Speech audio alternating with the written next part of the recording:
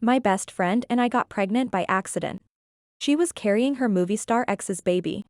I was pregnant with a powerful investor's child, the kind of man who owned half the industry without ever stepping in front of a camera.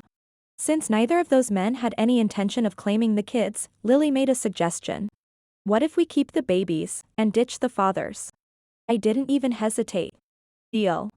Wherever you go, I go.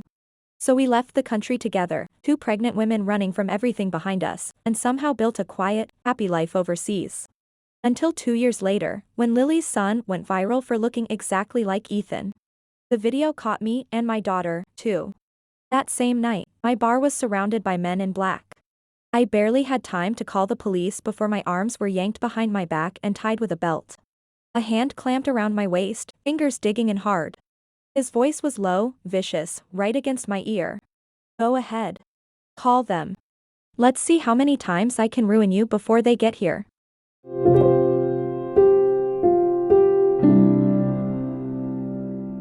Chapter 1. After another failed relationship, Lily dragged me to a bar to blow off steam. Her hand had just started to slide over the abs of one of the male models when a figure appeared at the entrance. Ethan. He wore a baseball cap pulled low, his expression dark as he strode in. He stopped in front of a model who looked vaguely like him and pointed. Who is he? Lily, are you using him as a replacement for me? Lily glanced up at him, a cold smile curling at her lips as she stood. What?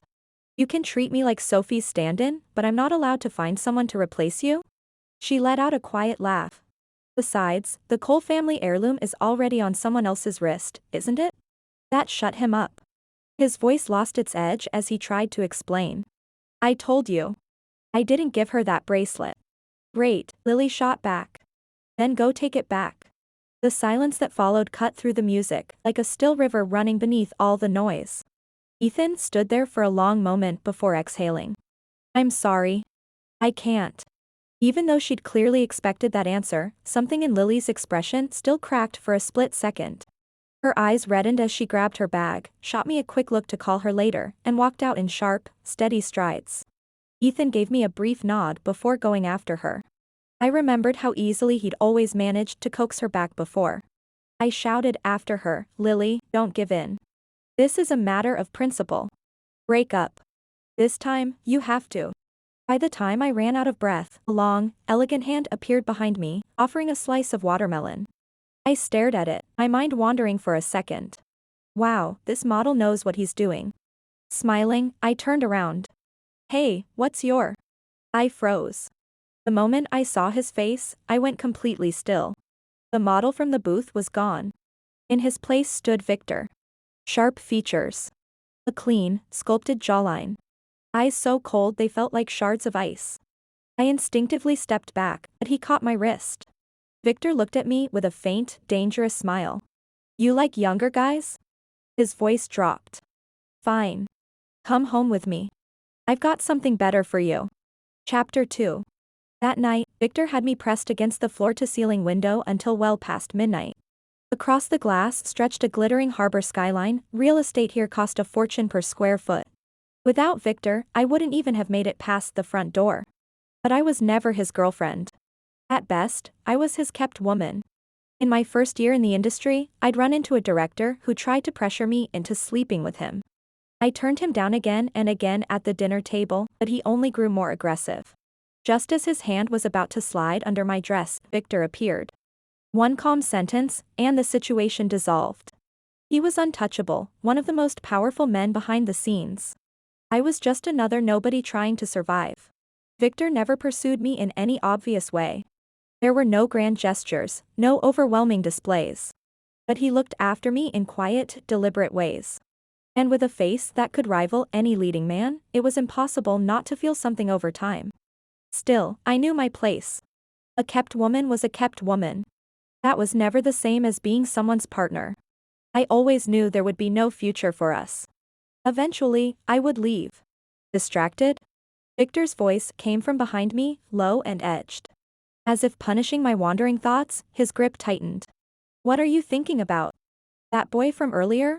A sharp breath escaped me. I dug my nails into his arm and shook my head, biting down on my lip. It clearly wasn't the answer he wanted. He turned me to face him, his tone colder. Even if you weren't, you are now.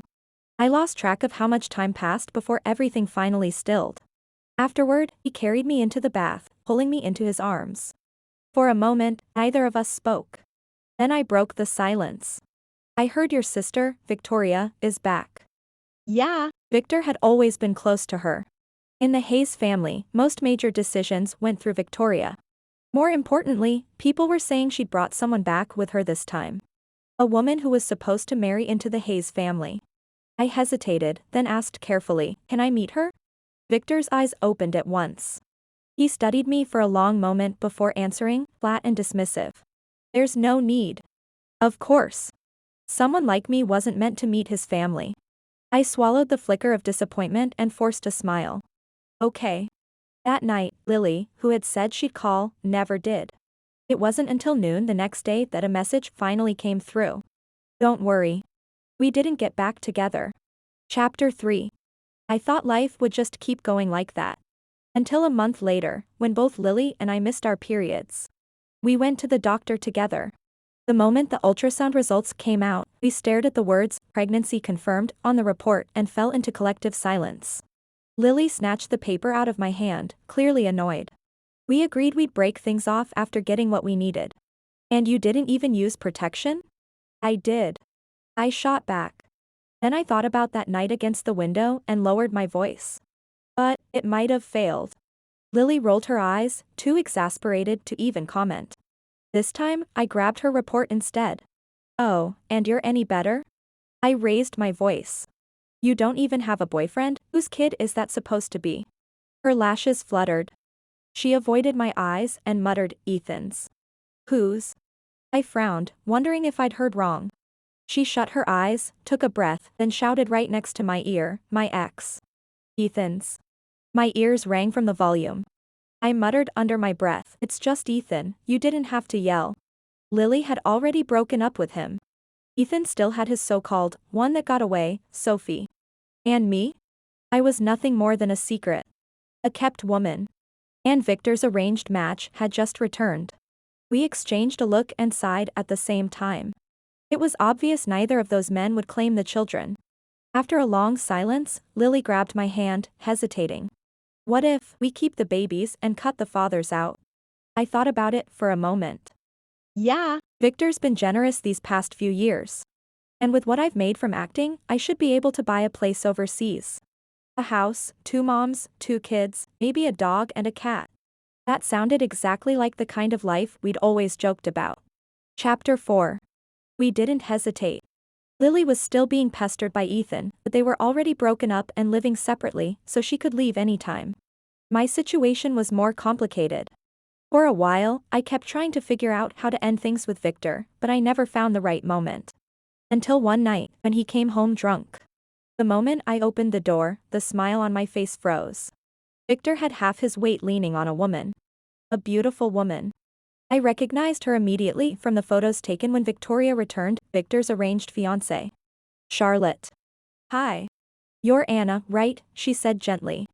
"Victor's drunk. I brought him home." She looked at me with a calm, polite expression. Nothing like what I'd imagined. Charlotte seemed to know everything about me and Victor. I forced a stiff smile and took him from her, helping him onto the couch. She didn't leave. Instead, she glanced around the apartment and asked with an easy smile, "Could I get a glass of water?" I turned toward the kitchen island, expression blank, while her voice drifted casually behind me. "From what I've heard, while I was abroad, you were the one taking care of Victor." "Thank you. I've seen your films. It's not easy for a woman without connections to make it in this industry. Victoria and I both think highly of you. She mentioned that she'd like to meet you at a Hayes family dinner sometime soon. Did Victor tell you?" My hand froze midair as I poured the water. I turned back and met Charlotte's gaze calmly. There was no mockery in her eyes, no disdain for my hidden status, no need to flaunt her own background. There was only quiet certainty. The kind that came from a woman who truly belonged in the Hayes family. A kind of confidence I could never have, no matter how long I stayed by Victor's side. In that moment, the weight that had been hanging over my heart finally came crashing down. I knew it. It was time for me to leave. That night, while Victor slept, I packed my things. Maybe I'd known all along this day would come, there wasn't much of me left in his place to begin with. Everything valuable he had given me, I left behind. The only thing I took was a braided cord bracelet. We'd gotten it together on a trip once, one for each of us, meant to wish for peace and safe journeys. I had always thought about how to say goodbye properly, face to face. But maybe that wasn't necessary. He lay there on the gray silk sheets, just as striking as the first time I saw him. He always believed he was the one who had pursued me. What he never knew was that I had fallen for him at first sight. A dull ache spread through my chest, heavy and quiet. I sent him one final message. I'm leaving. From here on out, let's live separate lives. Then I blocked him. Victor. I hope we both find some kind of peace. Chapter 5. This was my third year living in Australia with Lily. We both had healthy children, Lily's son, Leo, and my daughter, Emma. When Leo and Emma turned 3, Lily started running a parenting account online, sharing videos of her son, never showing her own face. As for me, I opened a bar. Life was good. I had money, time, and more than enough young, attractive staff working for me. Everything was easy. Until one day, a comment appeared under one of Lily's videos. Am I the only one who thinks this kid, Leo, looks exactly like Ethan? Ethan had posted childhood photos of himself online before. The moment that comment went up, people started digging them up for comparison. At first glance, it was just similar. But the more you looked, it was uncanny. Leo went viral overnight. People started tagging Ethan, joking about it. Others asked Lily directly, so who's the father? Lily, being Lily, replied. No father. Asexual reproduction. As the comments spiraled, people started accusing Lily of being a mistress, calling Leo an illegitimate child. She didn't bother defending herself. Instead, she replied with a hint of sarcasm. If you knew who his father was, you'd think I was the unlucky one. But the second she posted that, a reply appeared beneath it. From an account named Ethan. Are you sure about that, Lily? The username was Ethan. The profile picture was Ethan. And most importantly, he said her name. If it were just a fan pretending, it would have been a stretch. Lily panicked. She deleted everything immediately and locked her account so only friends could comment. That night, she came to my bar to vent, saying she was afraid Ethan would find her and try to take custody of Leo. I told her to calm down. Those videos alone aren't enough. Even if that really is him, Australia's huge. He won't be able to track you down. But she still looked uneasy. So I suggested we go out the next day to clear her head. Chapter 6. The next day, we took the kids out to a tourist spot. We had barely arrived when a street interviewer stopped us. Given how viral Leo had been lately, we turned them down immediately and hurried off with the kids. But it didn't matter. The footage still ended up online. Leo's face was captured clearly, and so were Emma and I. The internet exploded. From a random street clip, he looks even more like Ethan. Is this one of those secret celebrity kids? These scandals happen all the time now. The little girl in the video is adorable too. And her mom looks familiar, hasn't she been in something before? As the situation escalated, I talked it over with Lily. Maybe we should move somewhere else, I said. The bar hasn't been doing great anyway. I've been thinking about closing it. Lily nodded. Fine. Wherever you go, I go. She deleted her parenting account, and I put the bar up for sale. That same day, someone contacted me about taking over the place and arranged to meet that night. But I waited until closing time, and no one showed. A strange sense of unease crept in with the night. Then suddenly, something moved at the door. The next second, the wooden entrance burst open with a loud crash. Dozens of men in black stormed in, surrounding the bar. A chill shot up my spine, freezing me in place. Who are you looking for? I demanded. No one answered. My heart tightened. I turned and bolted for the back exit. The moment I pushed through and turned the corner, I slammed straight into a solid chest. A familiar cedar scent hit me. I staggered back, pulling out my phone to call the police, but before the call could go through, a sharp pain shot through my wrist. My phone dropped to the ground, its screen flickering faintly. My hands were yanked behind me and bound with a belt.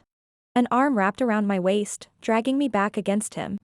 Then a voice, one I hadn't heard in years, yet knew instantly, brushed against my ear. Anna, have you been well these past few years? It sounded like an ordinary greeting. But beneath it, there was something dark, something cold.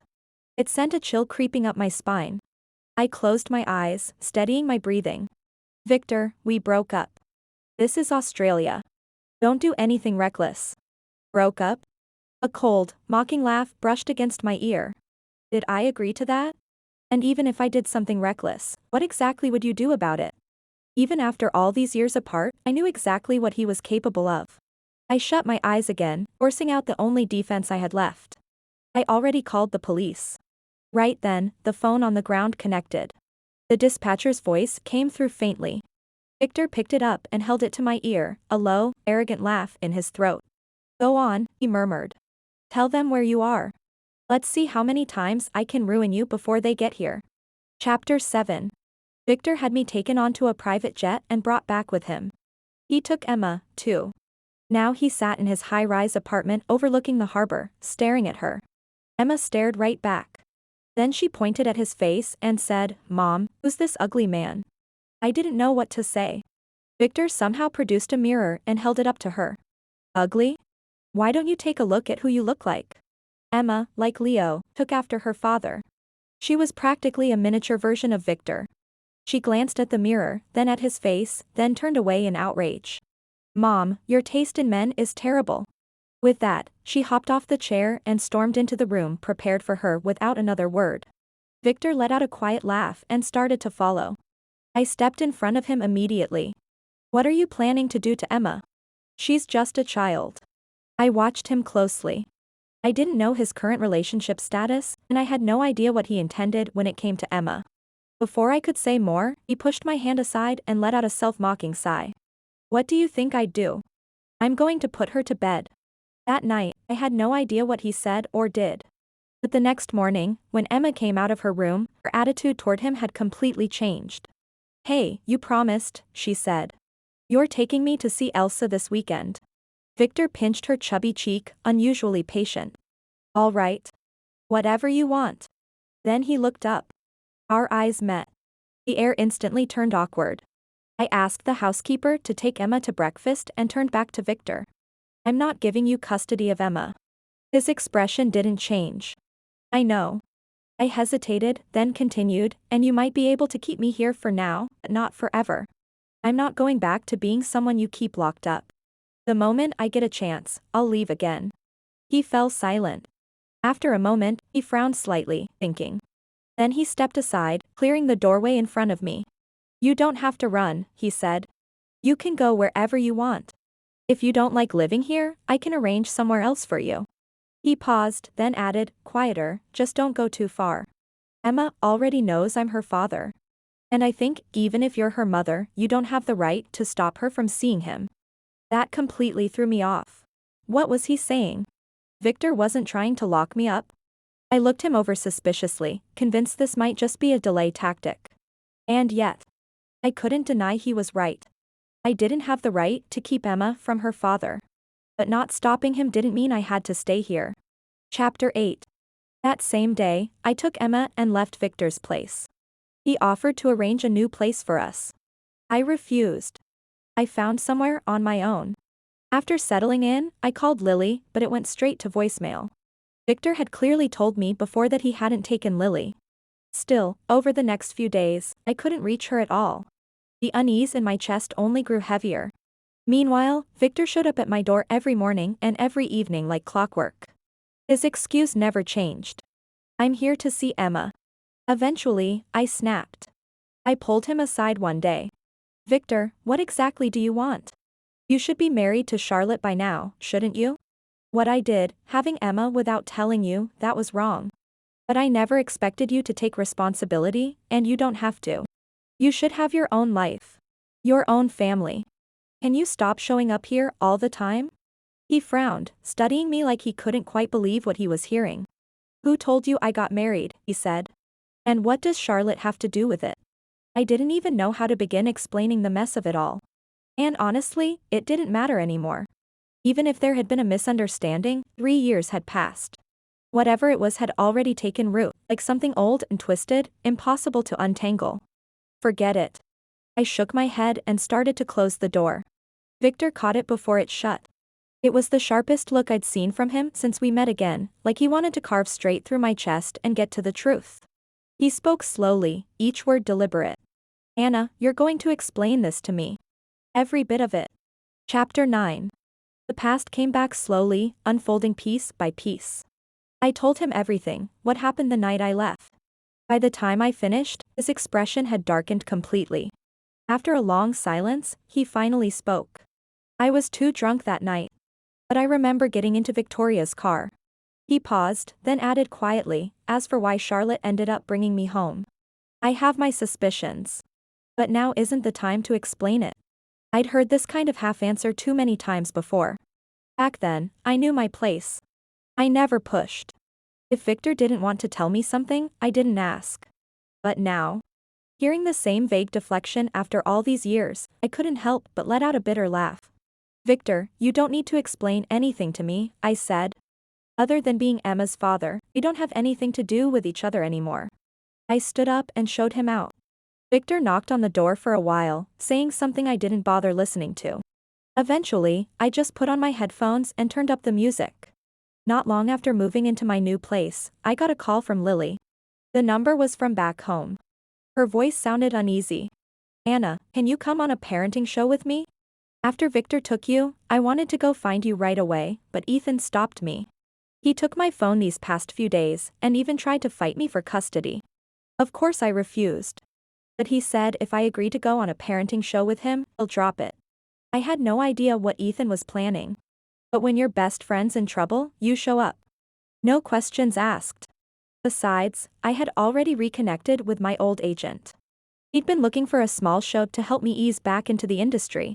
And now one just landed in my lap. There was no way I was passing that up. Chapter 10. After asking Emma what she thought, I brought her with me to the show. My agent also announced my return online. But the moment I arrived on set, I froze. I'd assumed it was a show featuring moms and their kids. Instead, it was built around complete families. And the last thing I expected. Victor was there. The second Emma saw him, she ran straight over. Hey, old man, don't be scared. I've got your back today. Victor raised a brow at me, then reached down and ruffled her hair. Good. Looks like I'm counting on you today. Ethan already had a massive fan base, and he'd announced ahead of time that he'd be bringing his son on the show. By the time filming started, the live stream was flooded with viewers. A trending topic shot to the top almost instantly. Ethan brings his secret son on a reality show. Oh my god, so Leo really is Ethan's kid? Wait, does this mean he's announcing a marriage? Be serious. Who knows how she got pregnant? He said he's bringing his son, not that she's his wife. The production team clearly knew what they were doing. Seeing how heated the comments were getting, they scrapped the original compatibility game and switched to live questions. The host pulled questions at random from the audience, displayed on the big screen. After a brief shuffle, a question appeared. Are the child's parents currently in a relationship? For most couples, it would have been a pointless question. Here, it was a bomb. Ethan's face darkened. After a moment, he exhaled. No. The reaction was immediate. The live comments exploded. So she trapped him with a kid. Classic. Didn't Ethan used to be linked to that singer, Sophie? Childhood friends, right? Whatever happened to that? Guess a third party got involved. Homewreckers are the worst. She's disgusting. The host quickly followed up, trying to keep control. So are you two not planning to get married, or are you already divorced? Ethan glanced at Lily, then let out a self-mocking laugh. Let's just say I got dumped. The chat went wild. Seeing the flood of reactions, the host hurried to steer things away. Alright, this question applies to all families. The microphone was handed to me. I was much calmer. Facing the camera, expression neutral, I said, we're not in a relationship. He tried to keep me as a sugar baby. I turned him down. Off camera, the host nearly choked on his water. Did she really just say that? Wait, this is free content? We're allowed to hear this? I thought Ethan's situation was already insane. Anna just blew the whole thing up. Who's the guy?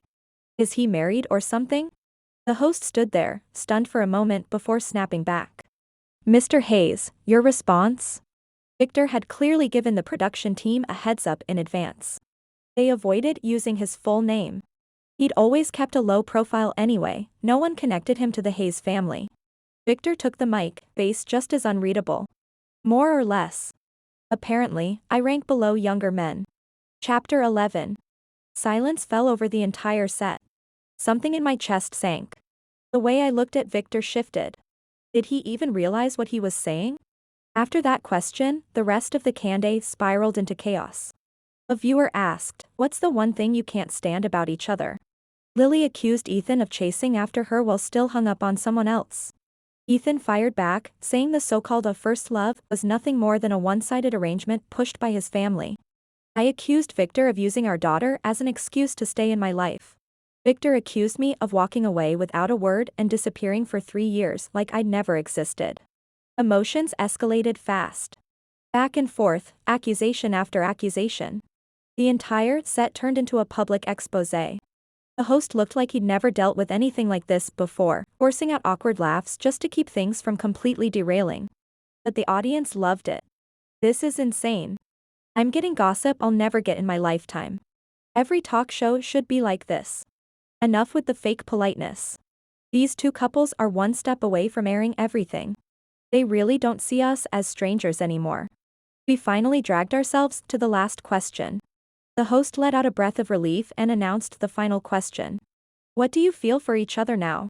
Lily thought for a moment, then chose silence. Ethan didn't hesitate. "I want another chance. I'll take care of her and our child. I'll do it right this time." The microphone was passed to me. I gave a faint smile at the camera. "We've gone our separate ways. I wish him well." Something about that phrase, "gone our separate ways," seemed to hit Victor. For a split second, something in his expression cracked. Then he lifted the microphone, looked straight at me, and said only 2 words. "I'd marry her." Chapter 12. Over the next few days, clips from the show spread across the internet like wildfire. Ethan had made it clear that Sophie was a match arranged by his family, so her previous posts flaunting the Hayes family heirloom now looked almost ridiculous. Some users even dug up old photos of the two of them and had them analyzed. There were signs of editing. Others revisited the so-called Ethan looking at Sophie with starry eyes moment at an awards show, only to realize he'd actually been looking at the teleprompter. It was just that his eyes, naturally bright, made for the camera, had fooled everyone into thinking it was affection. Overnight, the same people who had been calling Lily a homewrecker flooded Sophie's account instead. So this is what we're doing now? Still believing in arranged marriages? Guess she was trying to marry into the family no matter what. Didn't people say Ethan's grandmother has heart problems? If his family really pushed for Sophie, maybe he stayed quiet to avoid upsetting her. But just as Ethan's public confession dominated the trending charts, another topic quietly climbed its way up. The Hayes family announces an engagement. There weren't many photos from the event, but one had captured the fiancé's face clearly. It was Charlotte. No matter how many times I'd told myself to walk away, my chest still tightened painfully at the sight. Of course. That explained everything. After the show, Victor, who had been showing up morning and night to see Emma, suddenly disappeared. An engagement like that would take planning. He wouldn't have time for someone like me.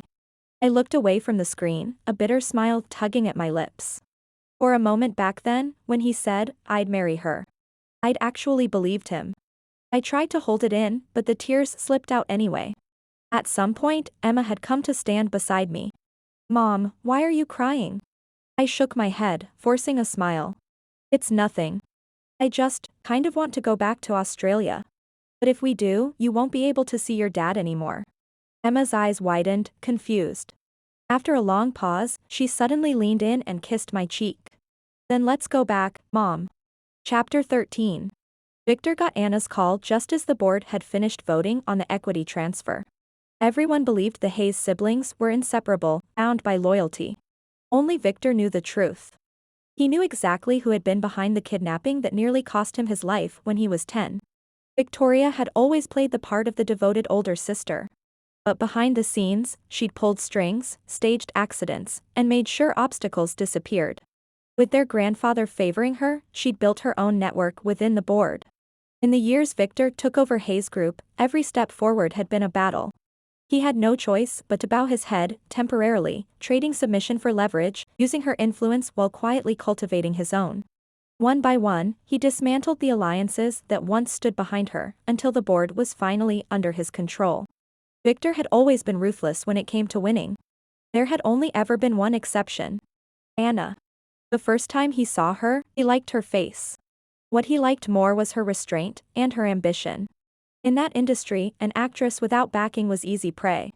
By the fourth time he stepped in to pull her out of trouble, he found himself asking something he'd never asked anyone before. Do you want to be with me?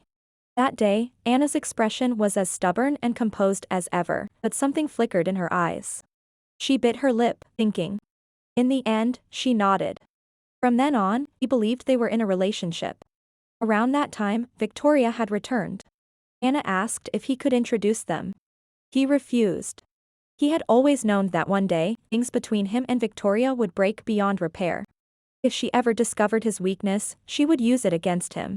Better that Anna and Victoria never met at all. What he hadn't expected was that Anna would one day walk away without warning. A clean break.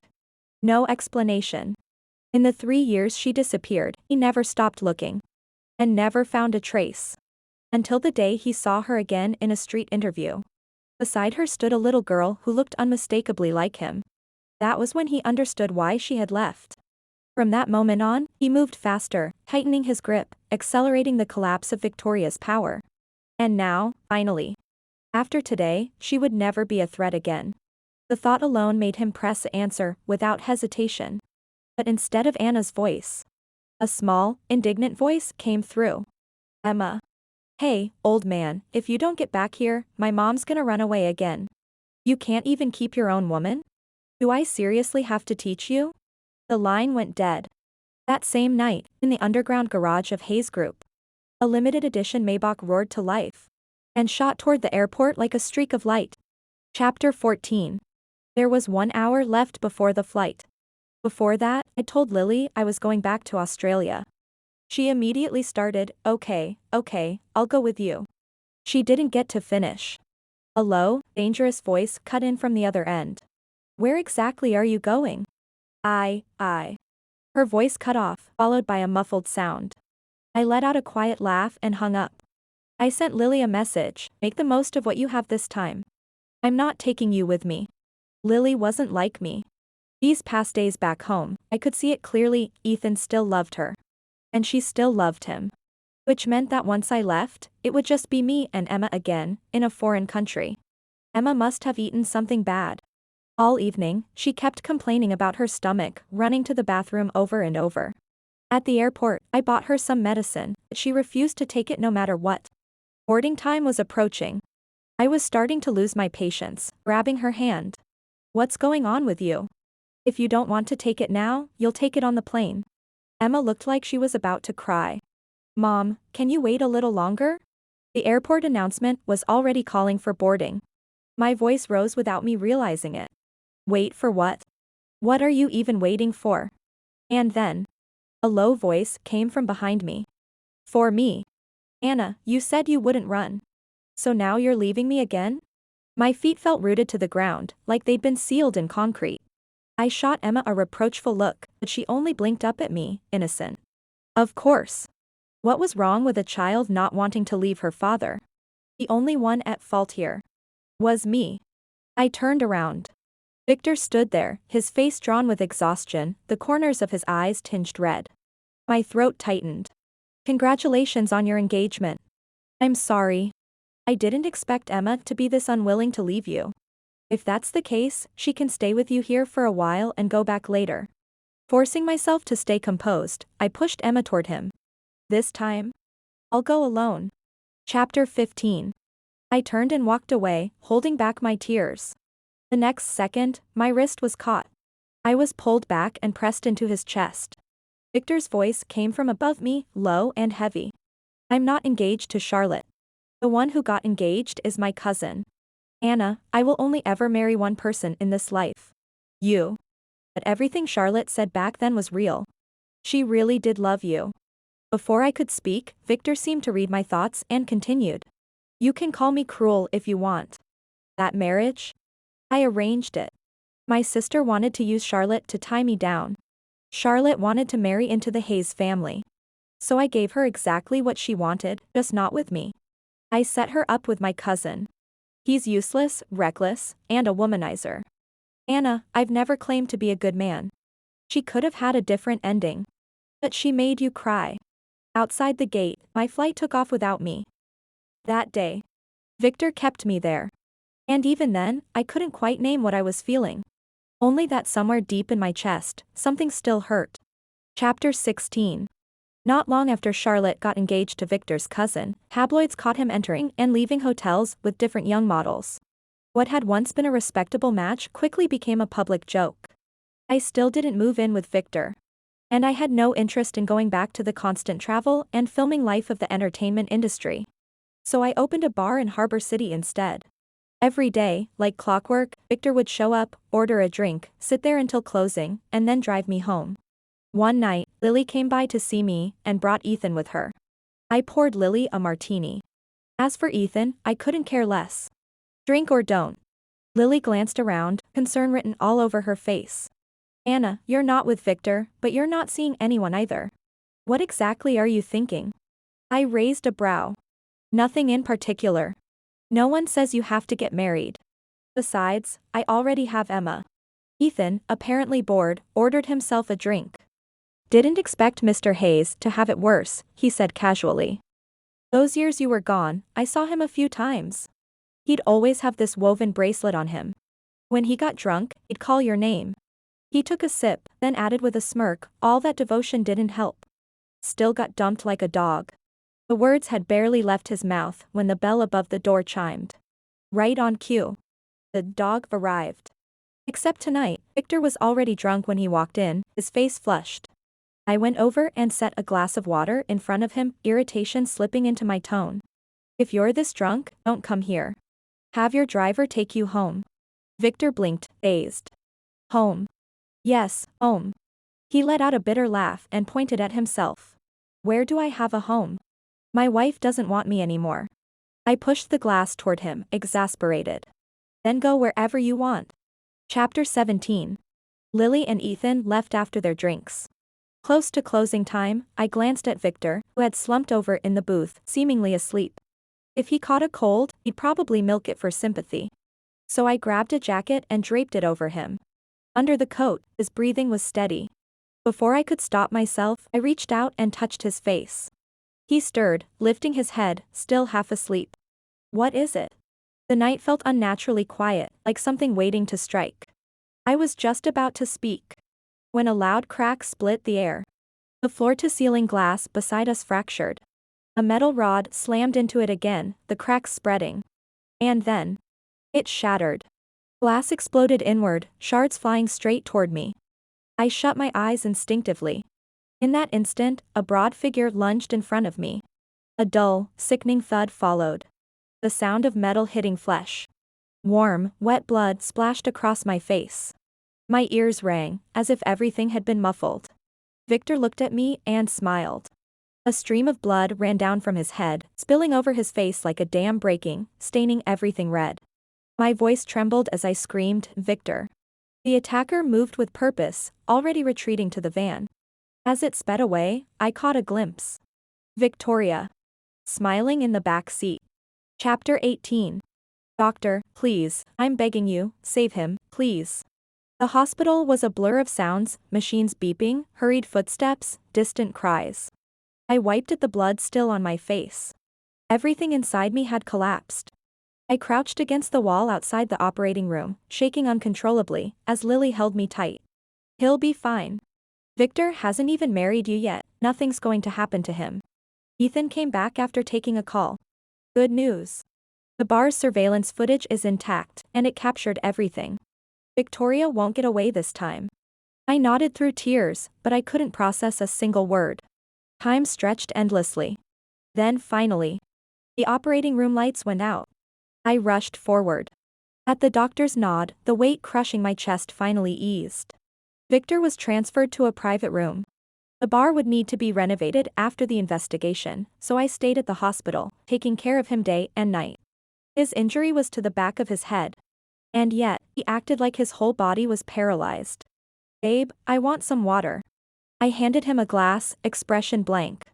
Babe, I want some fruit. I clenched my jaw and stabbed a piece with a fork, holding it out to him. Babe. I snapped. What now? Victor looked at me, almost pitiful, then said slowly, I want a kiss. That did it. I shot back, why don't you just say you want to cop a feel too? His eyes lit up. Can I? In your dreams. Chapter 19. My phone rang. I stepped outside to take the call. Victoria had been arrested. While investigating her financial misconduct, Victor had uncovered something else, an old case where she had hired someone to kill over a land deal. With nothing left to lose, she'd chosen to strike first. She'd ordered the attack on Victor. After hanging up, I went back into the room and told him everything. Victor didn't look surprised. This isn't the first time she's tried to kill me. I froze, unable to speak. I didn't want you to meet her. I didn't want you anywhere near the Hayes family because Victoria is insane. He lowered his gaze. But I'm sorry. I didn't give you enough security. Those years you were overseas. I failed you. I failed Emma too. Anna. I think I love you more than I even realized. Something deep inside me softened. The thorn I had been carrying all this time. Felt like it was finally pulled out, root and all. Tears slipped down my face before I could stop them. Victor leaned forward and pulled me into his arms. Idiot, he murmured softly. We still have plenty of time, if you're willing to give me the chance. Outside the hospital room, the sunset burned a deep, vivid red. And from that moment on, a new chapter of our story began. At this point, my love life is a public service announcement. Free of charge.